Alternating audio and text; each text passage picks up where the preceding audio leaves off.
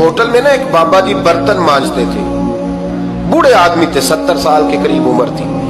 ان کا ایک بیٹا تھا، ایک بہو تھی، ایک پوتا تھا، لیکن وہ بیچارے بیٹا بیمار رہتا تھا تو لہذا وہ خود مزدوری کرتے. کہتے ہیں ایک دن وہ بابا جی میرے پاس آئے، کہنے لگے میم صاحبہ 2-4 دن کی چھٹی چاہیے. تو میں نے کہا خیریت ہے؟ کہنے لگے میڈم میرا بیٹا فوت ہو گیا. بیٹا،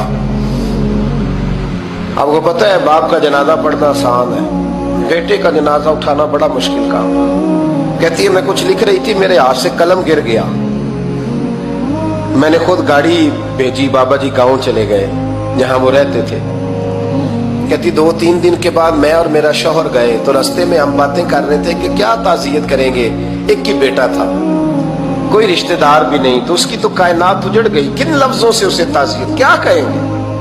کہتے جب ہم گئے تو وہ ٹوٹی ہوئی چٹائی پہ بیٹھا تھا، کچھ لوگ قریب تھے. ہم نے جا کے کہا بابا آپ مسلمان ہیں، ہم آپ کو کیا نصیحت کریں، ایک ہی بیٹا تھا، کہ کس طرح کر کے ہم آپ کو تسلی دیں. تو کہتے ہیں اس نے آنکھیں کھولی، بوڑھی آنکھوں میں ایمان کی روشنی. کہنے لگا بی بی کیا تعزیت کی بات کرتی ہو، میں نے کوئی پیسے جمع کرا کے بیٹا لیا تھا، خدا نے فضل سے دیا تھا، عدل سے لے گیا ہے، میں اپنے رب کے فیصلے میں بڑا راضی ہوں. اللہ اکبر. وہ خاتون کہتی ہے کہ وہ بابا جی سے میں نے کہا کہ چلو آپ 1 مہینے کی چھٹی کر لے. تو کہنے لگا نہیں میڈم میں مسلمان ہوں، مفت کی روٹی نہیں کھاتا، مزدوری کر کے کھاتا ہوں، میں انشاءاللہ 2-3 دن کے بعد کام پہ آ جاؤں گا. کہتے ہیں وہ چند دنوں کے بعد آ گیا. اللہ کی قدرت کے ابھی 2-3 ماہ گزرے تھے، پھر آیا، میڈم چھٹی چاہیے کچھ دنوں کی. میں نے کہا خیریت ہے؟ کہنے لگے وہ میری بہو بھی ہارٹ اٹیک سے فوت ہو گئی. کہتے اب میں بھی تڑپ گئی اور عیسائی ہو کہ میری آنکھوں میں آنسو آ گئے. میں نے کہا گھر کا دروازہ بند ہو گیا، اب یہ بیچارہ کیا کرے گا. وہ اپنے شوہر کے غم میں ہارٹ اٹیک سے فوت ہو گئی. کہتے ہم پھر 2-3 دن کے بعد تعزیت کے لیے گئے، پھر ٹوٹی ہوئی چٹائی، بوڑھا نہ اپنی انگلیوں سے زمین پر کچھ بنا رہا.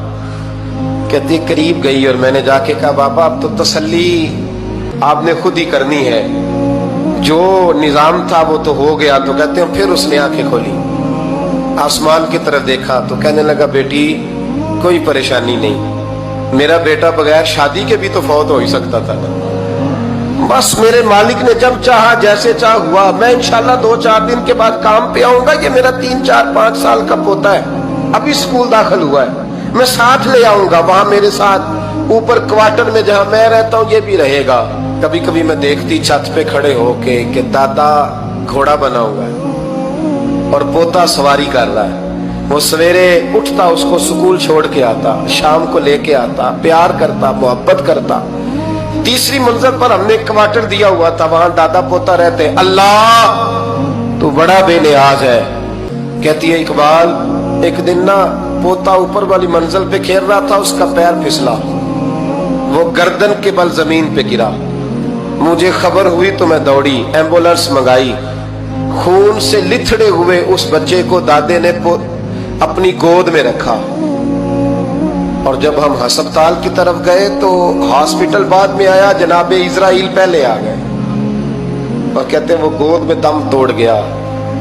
پھر دادے نے اسے اپنے ہاتھوں سے غسل دیا، پھر اس نے اپنے بوڑھے ہاتھوں سے قبر کھودی اور پھر مٹی ڈال کے کہنے لگا انا للہ و انا الیہ راجعون. جے سونا ہی میرے دکھ وچ راضی، جے سونا ہی میرے دکھ وچ راضی. پھر سکھ نو چلے ڈاوا. کہتے ہیں وہ مٹی ڈالی اس نے اور جب وہ واپس پلٹا تو میں بازو سے تھام کے ہوٹل قریب لائی اور میں نے اس کے قریب کہا کہ بابا تو ٹوٹ گیا ہے، تو بکھر گیا ہے. تو کہتے ہیں یوں اس نے ہاتھ رکھے اور یوں آنسو چھٹک دیے. کہنے لگا میڈم کیوں میرے اندر کوئی عقیدہ نہیں، میں کوئی لوارث ہوں، میرا کوئی رب نہیں، میں کیوں پریشان رہوں گا، میں تو پکا ہوا پھل ہوں. تھوڑے دن گزرے کہ قبر میں جاؤں گا اور جب جنت میں جاؤں گا تو اللہ میری بیٹے سے بھی ملاقات کرائے گا، میرے پوتے سے بھی ملاقات کرائے گا، میرا رب ساری ملاقاتیں کرا دے گا. میں اپنے اللہ کی رضا میں بڑا راضی ہوں. وہ خاتون کہتی ہے میرا اور میرے شوہر کا کلیجہ پھٹنے لگا. میں نے کہا بابا یہ جذبہ کہاں سے ملتا ہے، یہ سکون کہاں سے آتا ہے؟ یہ کیفیت کیسے ملتی ہے؟ مجھے کہنے لگا تُو نے لینی ہے؟ میں نے کہا تو کہنے لگا تو بھی گنبد خضرا والے نبی کا کلمہ پڑھ جا، اللہ تجھے سکون عطا